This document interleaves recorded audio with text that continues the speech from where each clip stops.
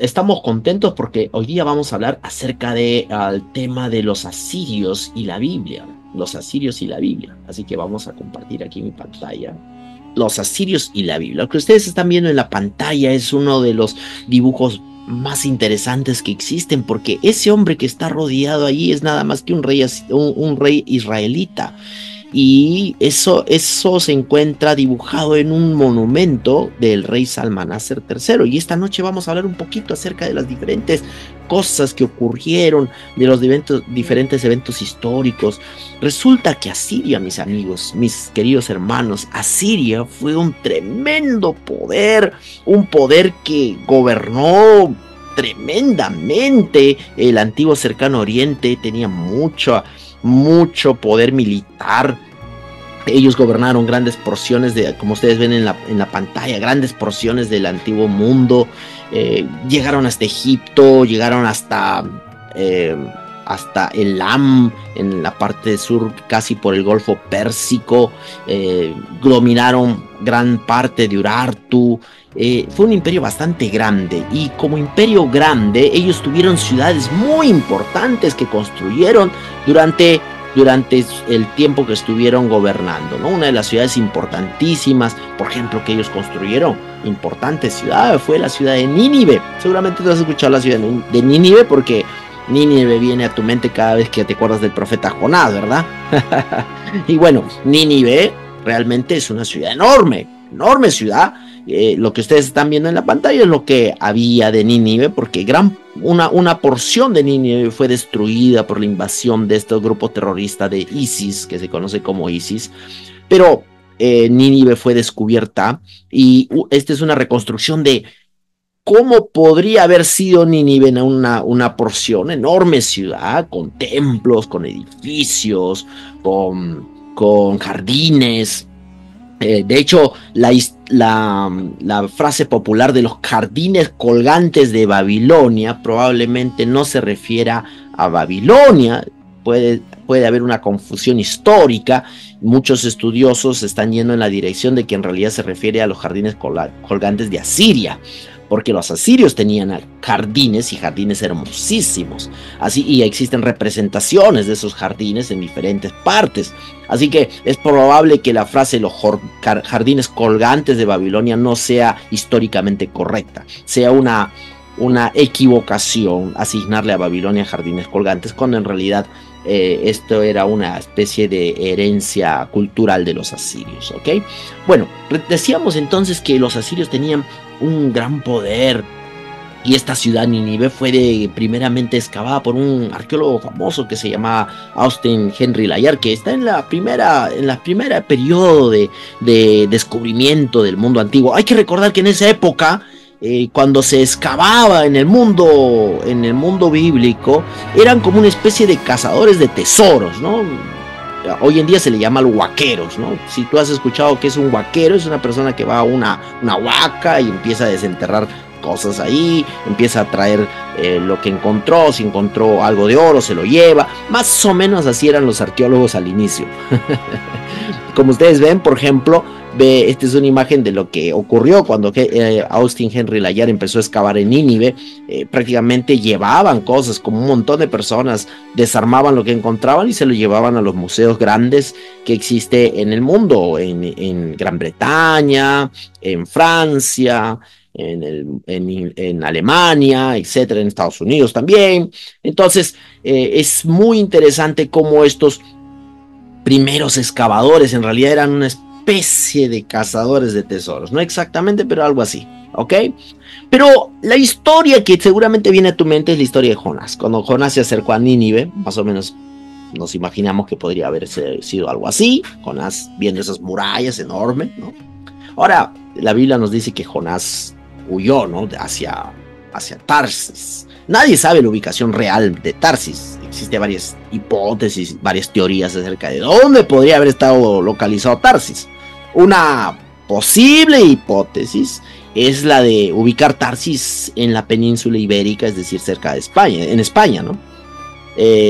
Pero no sabemos exactamente. Algunos proponen las costas de África, otros incluso ya han llegado a pensar de que podría ser el Nuevo Mundo, como por ejemplo Sudamérica, ¿no? Bueno, en realidad no sabemos a ciencia cierta. Lo cierto es que Jonás huyó en dirección opuesta a donde Dios le ordenó. En el mapa está Nínive para el lado derecho y Jonás se fue para el lado izquierdo. Eso es lo que pasó. Jonás se fue para el otro lado, ¿ok? Pero la historia de Jonás es tan interesante porque al final Dios utiliza un pez que se lo traga a Jonás y Jonás llega a Nínive vía un submarino biológico, ¿no? Por así decirlo, un submarino biológico. Llega a Nínive y el pez le escupe a Jonás, ¿no? Ahí en Nínive, ¿ok? Entonces ahí viene una...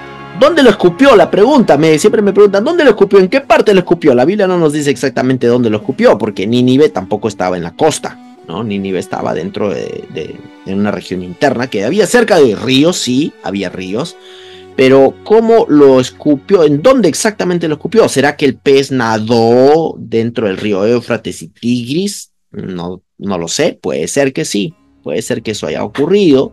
Otra posibilidad es que lo haya escupido cerca, digamos, en la costa, en la misma costa del Mediterráneo, y Jonás haya tenido que caminar un poco para llegar a Nínive, unos días. Pero el hecho está de que lo escupió. Y como ustedes ven aquí en esta imagen, resulta que los asirios tenían unos seres mitológicos que ellos adoraban, que tenían la forma de pez. Tenían la forma de pez. ¿Y por qué esto es importante? Porque ¿qué función tenían estos seres mitológicos en forma de pez? Y Jonás ahora viene y escupió por un pez. Eran como mitad pez, mitad hombre, una cosa así. ¿Quiénes eran estos seres mitológicos que los asirios tenían en su mente? Que existía estos seres mitológicos. A estos seres se los llamaba de la siguiente manera, ¿no? Se los llamaba Apkallu, los sabios legendarios que trajeron la sabiduría divina al mundo. Ellos eran considerados como sabios, ¿ok? Y se cree que los Apkallu eran sabios y también eran maestros de la humanidad, enviados por los dioses para iluminar a la humanidad. Ellos se creía que eran así. Y se atribuye que a ellos tenían un dios que era el Enki, que es su creador. Su primera misión de los Apkallu fue establecer la cultura y la civilización, enseñar a la humanidad a cultivar la tierra y ofrecer sacrificios a los dioses. Eran como una especie de maestros, ¿ok? Así que el nombre Apkallu significaba el sabio, el experto, etc. Entonces, es posible que Dios haya permitido que a Jonás se lo haya tragado un pez, o haya mandado un pez, para ayudarlo en su misión de permitirle que los asirios, cuando vieran a Jonás escupió por un pez, inmediatamente su mente fuera a estos seres, ¿no? Los Apkallu. Y dijeran, wow, este viene a enseñarnos, algo tiene que enseñarnos. Inmediatamente su mente se enfocó en las enseñanzas de Jonás y eso le facilitó grandemente, porque hay que recordar que Jonás no tenía ningún deseo de ir a Nínive, no tenía ganas de ir a Nínive para nada. Así que él fue contra su voluntad y tuvo la campaña misionera más exitosa que cualquier predicador pudo haber tenido. Es decir, toda una ciudad se arrepintió. No sé, si cualquiera de nosotros lograra eso, es increíble. Bueno, resulta que siguiendo un poco los pasos, ¿en qué momento eso podría haber ocurrido en la historia de Nínive? Hay un rey asirio que podría acercarse entre la posibilidad del rey asirio que gobernó cuando Jonás fue a predicar a Nínive. Este rey se llamaba Adad-nirari III. ¿Y qué es lo que ocurrió en su tiempo de Adad-nirari III? Resulta que Nínive, o los asirios en general, no solo Nínive, sino el imperio asirio, fue atacado por varias plagas. Al menos por 2 plagas durante su tiempo.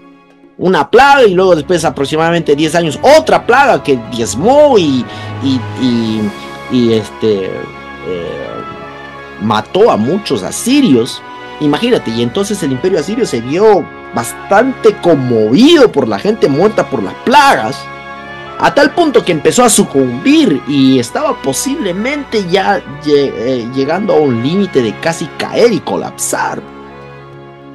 Así que si esto fue el momento, Jonás llega diciendo, Dios va a enviar, ¿no? Yo voy a destruir a esta ciudad en 40 días.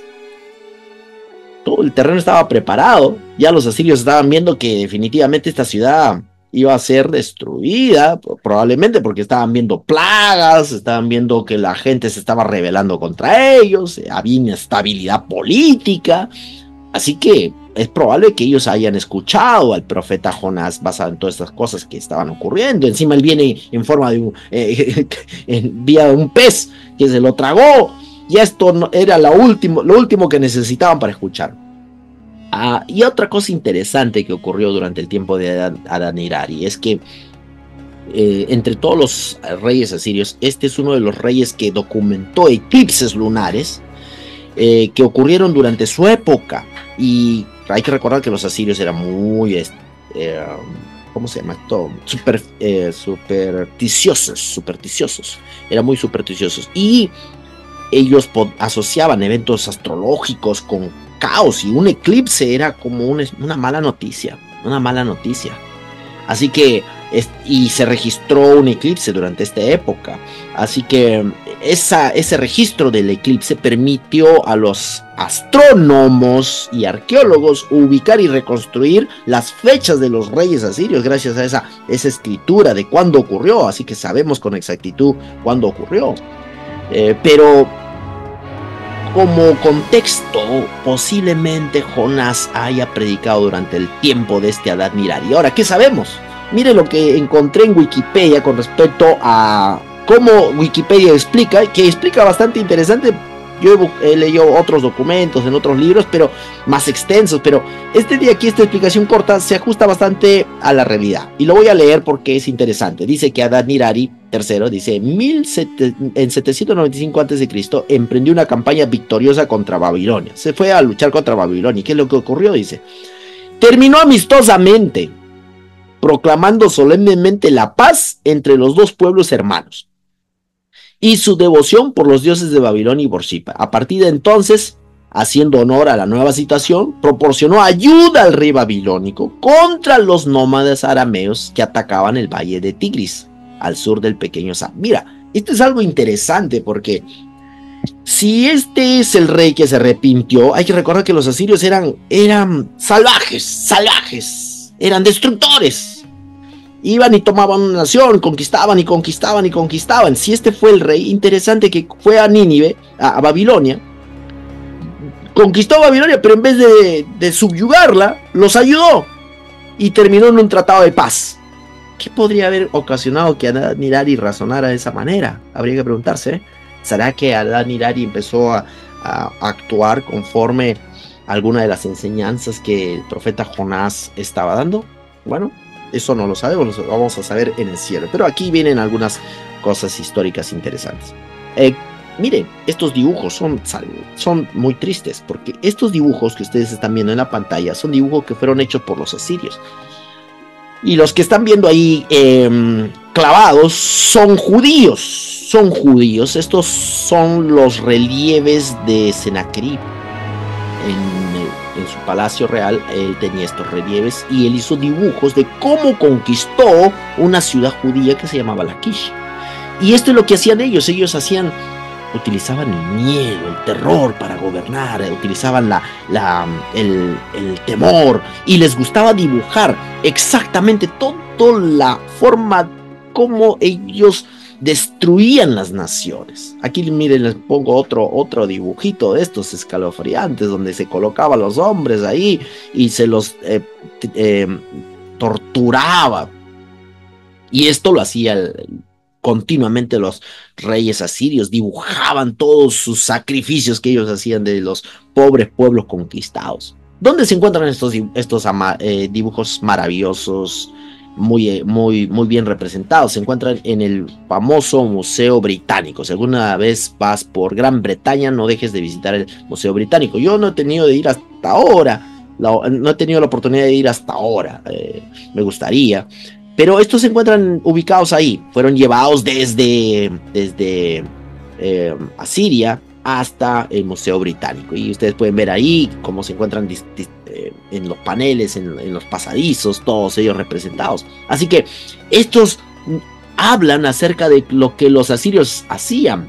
Ellos utilizaban la propaganda del terror. Bueno, hay una ciudad antigua que se llama la ciudad de Dur-Sharrukin, que ese es su nombre real. Su nombre real en acadio es Dur-Sharrukin y es conocido como la ciudad de Khorsabat. Y esto es más o menos una imagen de cómo era la ciudad, porque estos asirios tenían más de una ciudad importante. Nínive era una de sus ciudades importantes, pero no era la única. Tenían varias ciudades importantes y todas ellas tenían palacios. Realmente era un imperio muy, muy opulento, tenía muchas riquezas. Y en esta ciudad había unos seres que se conocen como los Lamassu. Aquí tengo una fotografía de los Lamassu. Esta fotografía la tomé en el Museo de Chicago, el Museo Oriental de Chicago. Cuando uno va digamos, a Chicago, una cosa que no puedes evitar es visitar el Museo Oriental de Chicago, donde tomé esta foto. Cuando fui a visitarlo, he visitado varias veces este museo, pero puede notar estos monumentos que fueron extraídos justamente de Asiria, y mirándolos más de cerca, si miras aquí, se me fue, a ver, vamos a retroceder un poquito, ok, si lo miras más de cerca, mira las características interesantes que tienen estos seres. Tienen unos pies como si fueran de toro, increíbles, que tienen unas pies enormes como si fueran de un toro, una cara de un ser humano, y luego tienen una especie de alas, ¿no es cierto? Tienen alas, y es increíble. Estos son Lamassu, que eran como especie de guardianes, se los encontraba en la puerta de las ciudades. Y es que los asirios eran muy supersticiosos. Ellos creían que tenían estos guardianes que cuidaban sus palacios, que cuidaban al rey. Tenían muchos dioses, pero uno de estos seres eran los Lamassu. Tengo otra charla donde hablo acerca de los Lamassus y los querubines en la Biblia, pero no voy a hablar de eso hoy día. Bueno, llegamos a un rey que se llama Shalmaneser V. Y algo interesante que pasó con este rey, que los reyes asirios todos tienen nombres curiosos, ¿no? Tiglat-Pileser, Salmaneser V, Adad-Nirari, Tukur-Nidurta, etcétera, etcétera. Todos estos nombres son nombres difíciles de memorizar. Pero Elena de White tuvo una idea interesante y llamó a su perro Tiglat-Pileser. Así que de esa manera supongo lo hizo para poder acordarse del nombre, que es difícil de memorizar, Tiglat-Pileser. Así que cada vez que llamaba a su perrito Tiglat-Pileser, Tiglat-Pileser, digamos que este rey Salmaneser tenía algo muy interesante que ocurrió durante su tiempo. Y es que Salmaneser no se sabe mucho de su vida, no sabe mucho lo que ocurrió durante su vida. Se las llevó en cautiverio, y después de que se las llevó en cautiverio, de pronto murió Salmaneser. Ya no sabemos qué es lo que pasó con Salmaneser, de pronto murió. Y no tenemos más récords qué es lo que ocurrió con Salmaneser. Solamente sabemos que murió misteriosamente. Así que él estuvo a cargo de la destrucción de las tribus del norte. Cuando ustedes ven a los profetas de Israel hablando contra las tribus del norte, que ellas van a ser destruidas, bueno, ¿quién fue el que ocasionó esa destrucción de las tribus del norte? Fue Salmaneser, este emperador asirio. Salmaneser, ocurrió esto con Salmaneser. ¿Y qué dicen las escrituras con respecto a esto? Las escrituras dicen lo siguiente. Dice, en 2 de Reyes capítulo 17, dice, en el año 12º de Acaz, rey de Judá, comenzó a reinar Oseas, hijo de Ela, en Samaria sobre Israel, y reinó 9 años, e hizo lo malo ante los ojos de Jehová, aunque no como los reyes de Israel que habían sido antes de él. Contra este subió Salmaneser, rey de los asirios, y Oseas fue hecho su siervo y le pagaba tributo, dice, ¿no? Y le pagaba tributo. Los arqueólogos han descubierto esta crónica babilónica que ustedes ven en la pantalla. ¿Y qué dice en esa crónica babilónica? Dice lo siguiente, dice exactamente lo que la Biblia dice que ocurrió. ¿Y qué dice en esa crónica babilónica? Dice, Salmanasar devastó Samaria, lo que confirma la información de 2 de Reyes 17, 3 al 6. En esta tablilla, ¿y dónde se encuentra esta tablilla? En el Museo Británico. Si algún día vas allá, puedes ver esta tablilla, donde se dice que Salmaneser devastó Samaria, tal como la Biblia dice que lo hizo. Y eso se registra ahí, ¿ok? Muy bien, pero no es el único realmente que sabemos que dejó cosas escritas. Hay otro que fue Sargón II, este rey Sargón II es el que le siguió a Salmanasar, Sargón II, y se encontró esta inscripción aquí que ustedes están viendo, se encontró esta inscripción, donde en el año de 1843, es interesante que muchos descubrimientos arqueológicos ocurrieron al momento o en los tiempos cuando la iglesia adventista también surgió. Interesante. El siglo XVIII, el siglo XIX, el siglo XIX y el siglo XX fueron siglos muy importantes para la ciencia y también para la arqueología bíblica. Hubo muchas cosas que se descubrieron en aquellos tiempos, ¿ok? Entonces tenemos este descubrimiento interesante que dice lo siguiente. Cuando uno lee lo que dice allí en esta tableta, en esta inscripción, dice lo siguiente. Sargón II dice: al comienzo de mi reinado, yo, o sea, Sargón II, asedié la ciudad de los samaritanos, la conquisté para el Dios y puntos suspensivos, que me permitió alcanzar este triunfo. Llevé como prisioneros a 27.290 habitantes de ellos y equipé de entre ellos soldados para tripular 50 carros para mi cuerpo real. Reconstruí la ciudad. Aquí quiero mostrarles lo que las escrituras dicen acerca de un periodo muy interesante. Quien vino en aquel momento fue el profeta Elías. El profeta Elías es un profeta que realmente marcó la diferencia, marcó un momento crucial en el pueblo de Israel. El profeta Elías destruyó, mató a 400 y tantos profetas de Baal en esa lucha que hubo entre servir a Jehová o servir a los profetas de Baal, a servir a los dioses, ¿no? A los dioses que los profetas de Baal adoraban. Entonces, en aquel tiempo, más o menos por aquellos años, surge un rey de Israel del norte que se llamaba el rey Acab. Y hay un rey asirio cuyo nombre es Salmanasar III. Este rey asirio, Salmanasar III, dice lo siguiente. Él menciona al rey Acab por nombre. Él lo menciona por nombre. Y es muy interesante porque dice: salí de Argana y me acerqué a Carcar. Destruí y derribé e incendié Carcar, su residencia real. 2,000 carros, 10,000 soldados de Acab, el israelita, 10,000 soldados de Ircanata, 200 soldados de Matina Balu de Arbat, todos juntos. Estos eran 12 reyes, se levantaron contra mí para una batalla decisiva. Luché con ellos con el apoyo de las poderosas fuerzas de Ashur, que Ashur mi señor me ha dado, y les infligí una derrota entre las ciudades de Carcar y de Gilzao. Bueno, aquí ¿qué se menciona? Se menciona al Acab por nombre. Dice: soldados de Acab, el israelita. Así que, miren, se está mencionando a un rey israelita por nombre y se está diciendo que tiene 10,000 soldados. ¿Y quién dice esto? Esto dice un rey asirio, cuyo nombre es Salmanasar III. Así que vemos varios documentos asirios que se refieren a algunos eventos que están mencionados en las escrituras. Ahora vamos a aprender de otro evento, y este es muy interesante. Este es el que estaba en la presentación al inicio. Ustedes ven a un hombre que está como medio arrodillado ahí. ¿Y quién es este hombre que está medio arrodillado? Bueno, tenemos lo que este mismo dibujo tiene unos pequeños, no sé si ustedes pueden ver como pequeños triangulitos que están en la parte superior. Estas son inscripciones asirias que dicen cuál es el nombre de esta persona que está arrodillada ahí. Y dice que su nombre es Jehu, hijo de Omri. Se dice cuál es su nombre y se dice hijo de quién es. Se dice Jehu, hijo de Omri. Y cuando nosotros leemos las escrituras, nos damos cuenta de lo siguiente, que Jehu tuvo un momento de infidelidad al Señor. Él no fue completamente fiel al Señor.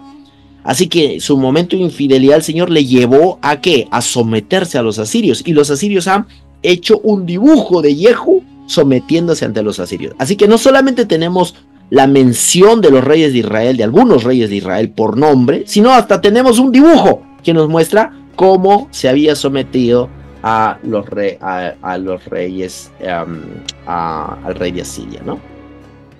Bueno, vamos a tener que hacer lo que prometí hacer.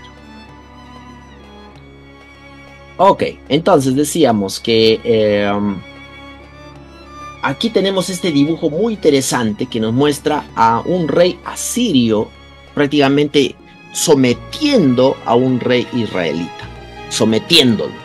Y es muy triste porque eso es lo que las escrituras nos dicen, ¿no? Que él fue sometido, se lo sometió. Bueno, el libro de Anet, hay un libro de Anet en la página 281, él dice: el tributo de Jehu, hijo de Onri, recibí del plata, oro, un cuenco de oro, un basto de oro con fondo puntiagudo, vasos de oro, cubos de oro, estaño, un bastón para un rey y un purujtu de madera. ¿Qué será purujtu? Pero esos son todas las ofrendas que este rey israelita le dio al rey asirio. Le dio un cuenco de oro, le dio un vaso de oro, le dio cubos de oro. Todo esto fue la ofrenda que este rey israelita le dio al rey asirio. Y eso nos dicen los asirios en sus fuentes. Ahora, no es el único, y seguimos en las menciones, porque luego en la Biblia nos cuenta otra historia, y es la historia del rey Ezequías. Y una de las cosas interesantes que hizo Ezequías, dice en el libro de Jeremías, nosotros leemos, también leemos, perdón, en el libro de Isaías, no Jeremías, en el libro de Isaías nosotros leemos varias cosas que ocurrieron en el tiempo de Ezequías, también en los libros de los reyes, y dice: aconteció en el año 14 del rey Ezequías que Sennacherib, rey de Asiria, subió contra todas las ciudades fortificadas de Judá y las tomó. Y el rey de Asiria envió a Rabsaces con un gran ejército desde Laquis a Jerusalén contra el rey Ezequías, y acampó junto al acueducto del estanque de arriba, en el camino de la heredad del lavador. Ok, bueno, esto es lo que ocurrió en el tiempo de Ezequías. El rey de Asiria, Sennacherib, vino y invadió Judá. De hecho, el rey Ezequías se preparó para esta conquista, porque ¿qué cosa hizo el rey Ezequías? El rey Ezequías hizo lo siguiente, ¿no? El rey Ezequías construyó un túnel que trajo aguas desde afuera de la ciudad hasta dentro de la ciudad. Este túnel se conoce como el túnel de Ezequías, un túnel muy famoso, muy famoso. Este túnel famoso que hasta el día de hoy, si algún día vas a Jerusalén, tienes que visitar el túnel de Ezequías. Y tiene aguas heladitas. Yo me acuerdo cuando crucé por este túnel con mis amigos, compañeros, uno puede sentir las aguas frías, heladas, porque están cruzando la roca, en medio de la roca, y son bastante frías las aguas, ¿ok? Es un túnel muy interesante. Muy bien, tiene una distancia aproximada, en mi estimación será pues 2 kilómetros más o menos que tiene este túnel en medio de la roca, o quizá un poco menos, pero aproximadamente, ¿no? Ok, este túnel fue hecho por el rey Ezequías. Ahora, ¿qué dice el rey Sennacherib con respecto a Ezequías? Porque esto que hizo Ezequías, cómo se rebeló contra el rey asirio, está documentado, y el mismo rey asirio lo cuenta en este documento que ustedes ven acá. Se conoce como las Crónicas de Sennacherib, y ahí está escrito en asirio, y dice el rey Sennacherib de Ezequías lo siguiente: en relación a Ezequías de Judá, lo encerré como un pájaro en una jaula. Dice, yo lo encerré a Ezequías como un pájaro en una jaula. O sea que tenemos a otro rey. Ya habíamos visto varios reyes, ¿no? A ver si ustedes cuentan el número de reyes que hemos mencionado hasta ahorita. Hemos mencionado a Salmanaser V, hemos mencionado a Salmanaser III, hemos mencionado a Sennacherib, estamos mencionando ahora a Sargón II, ¿ya? Hemos mencionado a varios reyes que tienen conexión con las escrituras, y algunos de ellos han dejado escritos de los nombres de los reyes de Israel. ¿Qué les parece eso? Este de acá dice que Sennacherib luchó contra Ezequías y lo encerró como un pájaro en una jaula. Y bueno, históricamente eso es lo que ocurrió exactamente, porque el ejército de Sennacherib vino, invadió Judá, y con su ejército no le permitió a Ezequías salir de la ciudad. hasta que Dios hizo un milagro. ¿Y cuál fue el milagro que hizo Dios? Dios envió su ángel y el ángel de Jehová destruyó al ejército asirio, a 185,000 de ellos, los mató completamente y eso acabó con el problema, ¿no?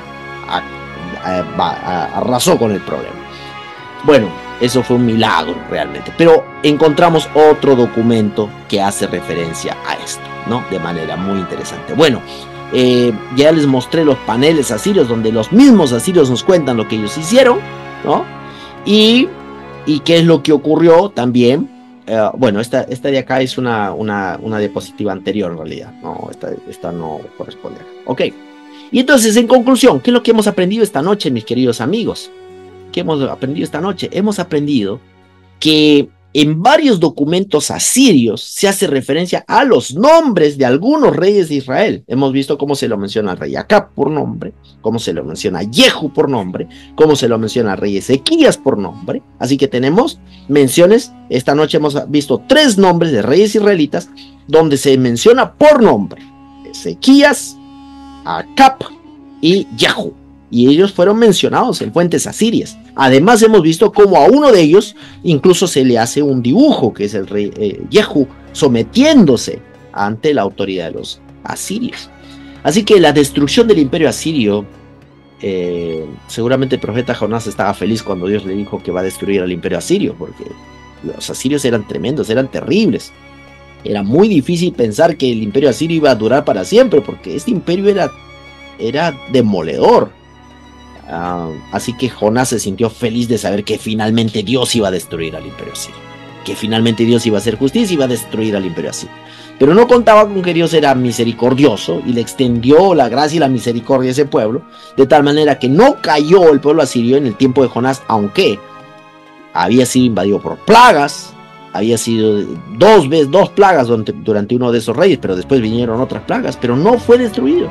Pasaron por lo menos casi 100 años más después de Jonás para que el imperio asirio finalmente sucumbiera y cayera. Esas son las misericordias de Jehová. Por eso dice en las escrituras: grande es Jehová en misericordia, grande es Jehová en misericordia.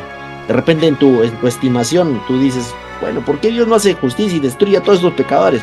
Bueno, Dios es paciente para que procedamos al arrepentimiento. Esa es la respuesta.